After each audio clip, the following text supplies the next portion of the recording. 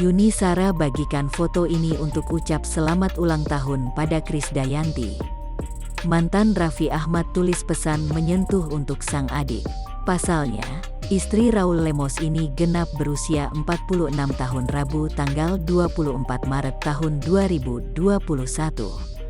Yuni Shara yang tak hanya memberi ucapan ultah namun juga menulis pesan menyentuh. Hal itu diketahui dari unggahan Instagram @yunisyara36 yang dibagikan tepat kade ultah.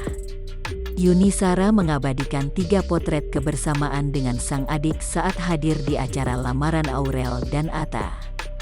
Foto tersebut sangat terkesan hangat dan saling menyayangi satu sama lain. Menyertakan postingan tersebut, Yuni Shara melayangkan ucapan selamat ultah serta pesan menyentuh untuk kade. Mantan kekasih Raffi Ahmad ini mengungkap bahwa ia selalu bergandengan tangan dari kecil hingga kini sudah menua.